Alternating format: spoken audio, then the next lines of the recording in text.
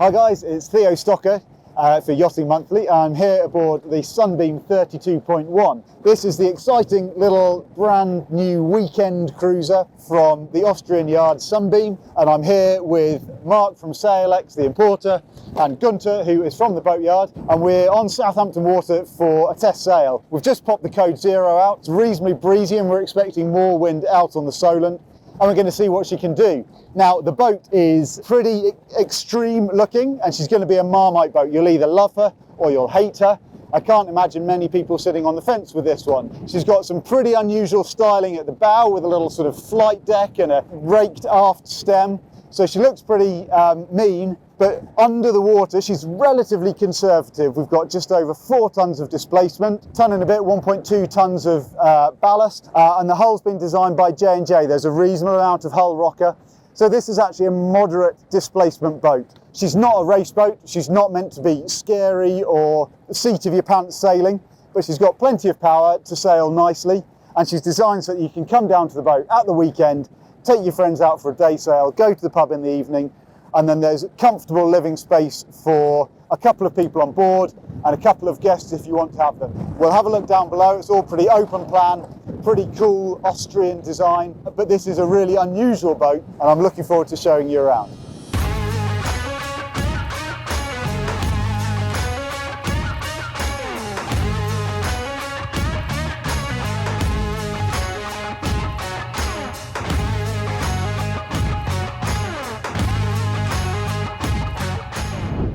So we're sailing upwind now, and the wind's built as we've come round Calshot.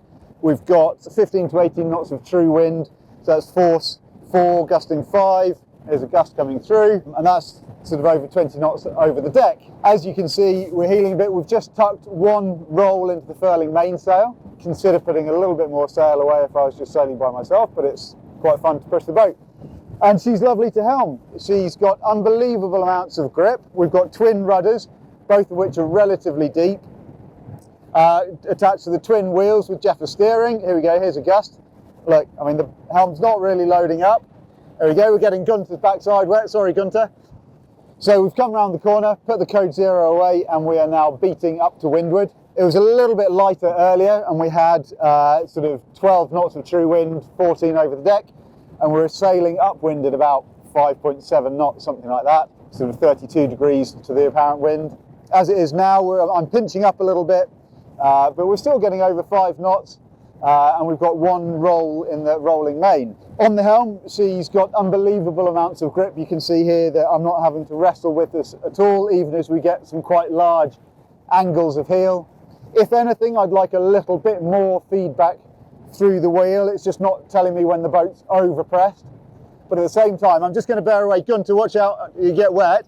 If I bear away now, you can see there's no load on the wheel.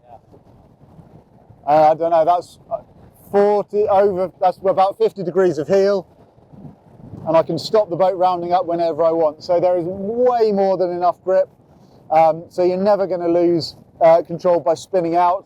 And under the code 0 as well, I found that there was always enough power to get the bow back downwind and get the boat underneath the sail. The helm feels really tight. We've got Jeffer steering. This boat's got steel wheels on. I reckon composite wheels would just help give you a little bit more feel, make things a little bit lighter, but that's purely sort of superficial stuff really. As it is, we're handling some quite blustery conditions, and I think we might need to put some canvas away, but actually things on board feel pretty calm apart from the heel angle, and we're fully under control. Right, let's put a little bit of sail away. We're out in the middle of the Solent, and we've got 18 to 20 knots true. So it seemed like the perfect time to put the code 0 up again. You can see this is where the extra grip that the boat has really comes into its own, because even as we heel, I can keep the boat coming back downwind and get her upright again.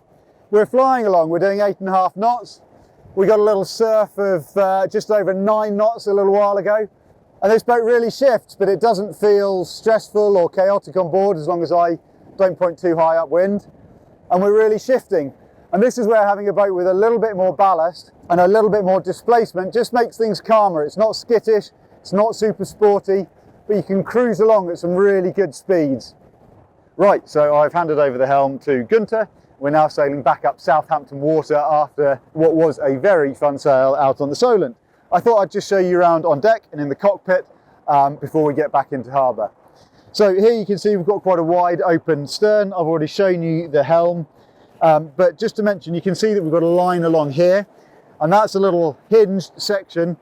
Underneath that, we've got a slide out bathing platform. It's an absolutely huge bathing platform. It slides out electrically and actually makes for a massive sort of sun deck at the aft end, which goes with this boat's weekender style and theme. Moving forward then, the main sheet is a German main sheet system just comes down to a single pad eye on the deck. There's no traveller, so throughout this boat they've really kept things as simple as possible to keep sail handling easy and relaxing for sailing. And then we've got an open plan cabin down below. So interestingly, the access for the engine, and this boat's got a 27 horsepower Volvo, is through a hatch on deck. That's all watertight and sealed. You can get to it from behind the aft berth, but the main access is actually from on deck. Most of these boats, a lot of them go to sail on the lakes in the Alps or in the Baltic or in the Mediterranean, and lots of these boats come with have electric motors and batteries. I think that's actually the standard option, and then you actually have to opt for a diesel. You can get an 18 horsepower, but this one for coastal sailing has the 27 horsepower version. To starboard, we've got this. There's just a cockpit sole depth locker. No, it's not. It's a hull depth locker, so it's really good and big, and that's where all the fenders and lines go. Got a fixed table in the middle, which means that you've got good bracing when the boat's heeling over as it is now. So that's really solid. There's some stainless steel legs underneath it. We've got two side panels that lift up and a really good big stowage bin in the middle of it, so you've got somewhere to put all your rubbish.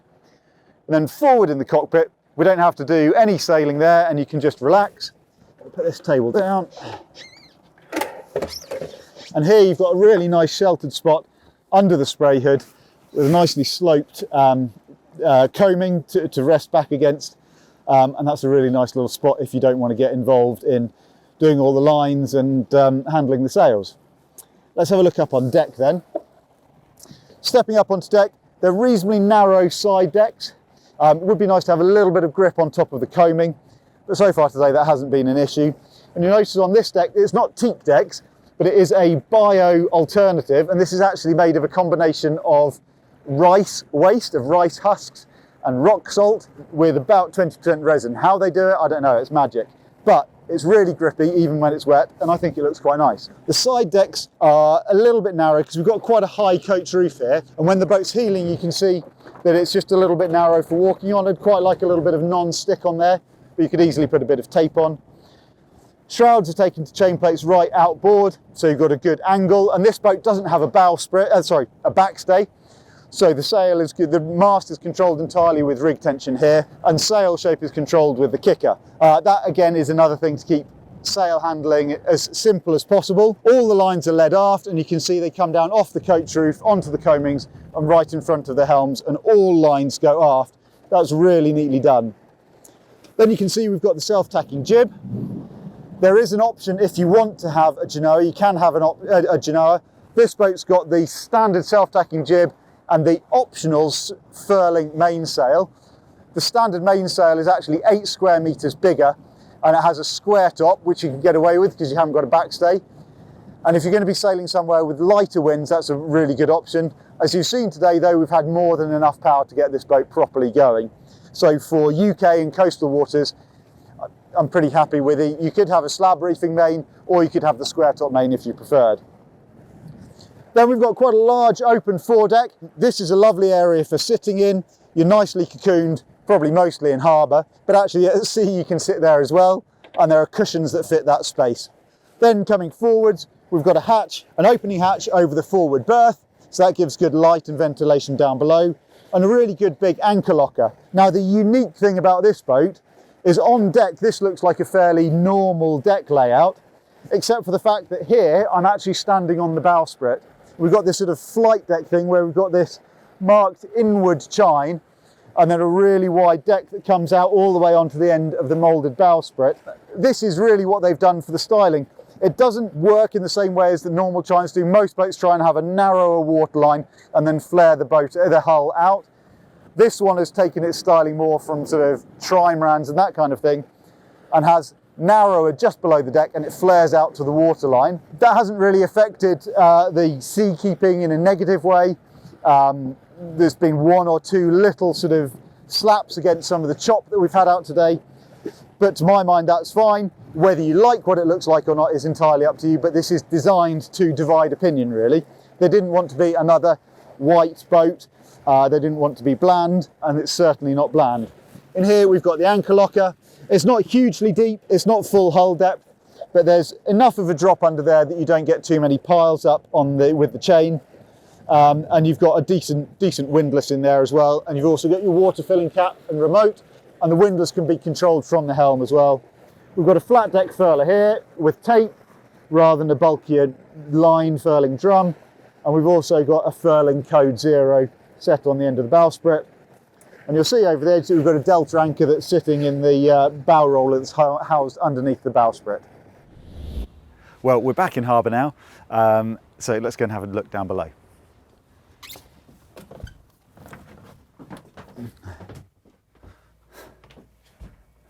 Look at this. This is something pretty special. You don't see many cruising boats or sailing boats of any sort that look like this. This is something completely different. Obviously they've got good taste. They've got Yachting Monthly there. Let's put that out of the way. You come down and you are into this big open plan space. Think Austrian alpine luxury apartment for your weekends in the mountains. This is the marine equivalent of that. Gone are the separate compartments, gone are the bulkheads, gone are the extensive galleys, gone are the chart tables. We haven't got any of that stuff.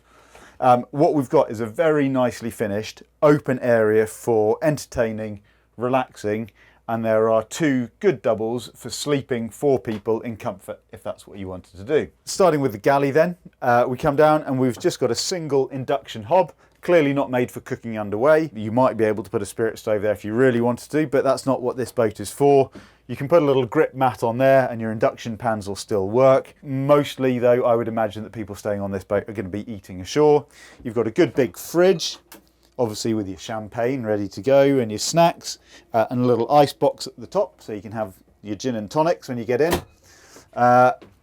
You've got a good big locker with sliding doors above that, so there's plenty of space for your plates. You've got little pegboard so you can adjust your stowage in there. There's actually a surprising amount of room in that locker. It's a nice long locker. And then there's also stowage. There's a bin, a small bin under the sink, just a single moulded sink. Actually that's a Korean worktop, sorry, it's not moulded. And then we've got a couple of stowage drawers under your hob as well, and some little cubby holes behind it. That's really neat. It looks super modern and clean, and doesn't get in the way, and it gives you the main things that you would want when you're on board the boat. And then you're straight into, I guess you'd call it the saloon, and you might recognise this sort of arrangement from some older cruisers. I don't know, sort of Hunter Horizon had this kind of arrangement where you've got a short double forward, so that's 150 centimetres long, but there's a spare cushion and infill that comes from the aft cabin and goes across here and turns that into a 2 metre long double berth. There are blinds to pull up so you can cover over these amazing looking hull windows looking forwards, and that was quite cool because you can actually look forwards in the boat while you're sailing, and that was really good fun. We like doing that. We've got a table with lift up leaves, and underneath it you've got glass or bottle stowage so you can have your drinks when you get in. And as I said, you haven't got a chart table. There's a chart plotter on deck in the aft end of the cockpit table. But if you want to do paper charts, I mean, there isn't really anywhere to keep them, but you could do them on this table, and then your instruments and your Submarine switch panel, which is all remote controllable if you want to, is over here on starboard side. So you've got VHF radio, you've got stereo, and you've got your battery monitors and switch panels and all that kind of stuff. So it's simple, very clean, very modern, but looks great. At the forward end, there's an optional bow thruster. That's actually moulded into the hull so that the tunnel is a physical part of the hull mould, so it's a really solid structure. Behind that you've got 80 litres of water tanks, and then under these seats you've got some stowage.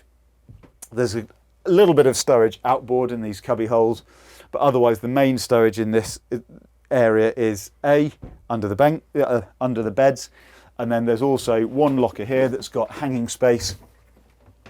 So you can hang your coats up there and put your shoes and things in there. So you have got a little locker, but that's really just sort of a couple of things for the weekend. It's not designed for long-term living aboard and long-term cruising. After that, and facing the galley, we've got the heads. And this is a really generous heads compartment for a boat of this size. Ta-da! You've got plenty of space to sit down, do your business. And then you've got a big locker behind me. I guess you could take this shelf out and have that as hanging space. That backs onto the cockpit locker. And then you've got a mirror. There's no stowage behind that. The only stowage other than what's behind me is under the sink. And here you've got brilliant access to all of the seacocks. You can see you've got an elbow there, really nice stainless steel structure, and so you can turn your seacocks on and off really easily. Good access for those. And a very stylish ceramic sink there as well. It's also a shower compartment, so you can stand up. You've got a little lip here so the water doesn't get around the edge of the door. You can have a shower, and then it goes into the shower sump underneath this liftable floor panel. And you've still got 1.80 m of headroom in here, so it's a good amount of headroom. There's an opening hatch and a blind to give you a little bit of privacy. Aft in the boat then, you've got these really cool beveled steps that are on a single metal strut. And one thing that this boat has done that's really innovative is that they've actually pushed the engine right back aft of the aft berth, and they've given you a transverse aft berth.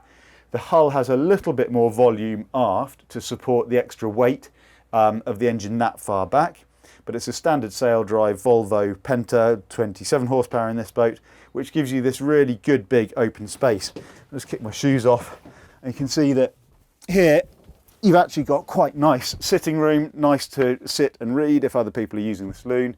We've got an opening hatch above the bed, and this is the infill that goes forwards. But as it is, I've got over 2 meters to lie down here. I've got loads of space, and it actually makes a really comfortable berth. After that, I've got some access to the engine compartments. Sorry, this is the engine compartment.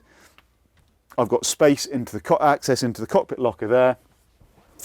And then I did actually see on the boat that was on show at Dusseldorf, this was a whole bookcase that was recessed into there. They haven't opted for that on this boat, but then that gives me more space and stowage. A few drinks in there, very important.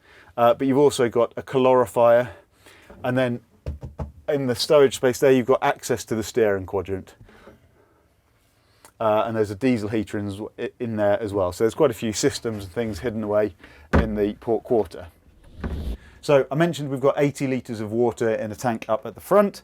Aft of the double berth here, underneath we've got another 80 litres of fuel. So that's a reasonable range.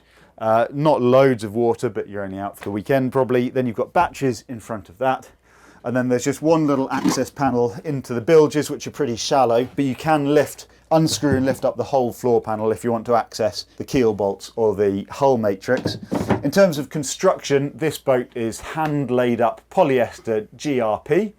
Above the waterline, it's a foam sandwich. Below the waterline, the whole thing is solid laminate with reinforcement around the keel and the rudder posts. If you go for the bilge keel version of this, the twin keel version, it can dry out and it'll stand on 4 legs, so on the 2 keels and on the 2 rudders, and it'll stand up completely independently like that.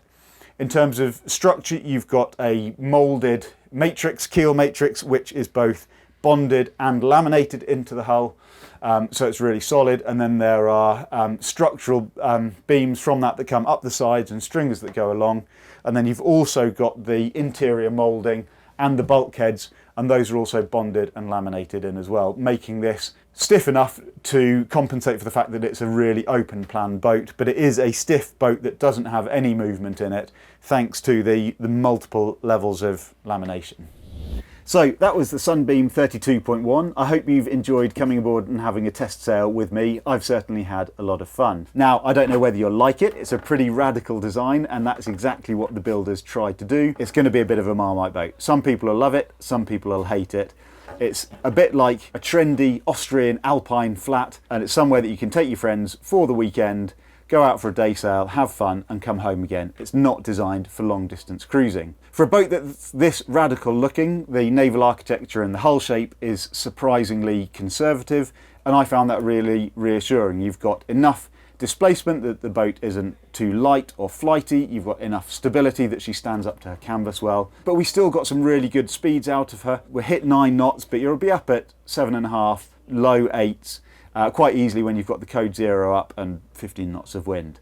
That's fine. There are a couple of little things that I'd like to improve, but none of them are insurmountable in any way. The helm could be doing with the cables loosening a little bit and some composite wheels. I think that would improve the helm feel on the helm quite a lot. And the side decks are a little bit narrow, so you could probably do with a bit of grip on top of the coach roof. But those are all superficial things. Now, I'm sure you want to know what she costs. Base price in euros, she is 229,000 euros excluding VAT. Imported into the UK, commissioned, fully ready to go as we've tested her today, you're looking at £313,000 sterling, including VAT. That feels like quite a lot of boat that is just a weekend sailor, but I'm pretty sure that Sunbeam have got it right that that's how most people use their boat. So if you're going to come down onto your boat for a day sail, maybe an overnight, take some friends out for the day, then this boat is a really stylish and comfortable and fun platform to do that from. Whether you like it or not is entirely up to you, but if you do choose to go for a boat like this, then you will be sure to turn some heads.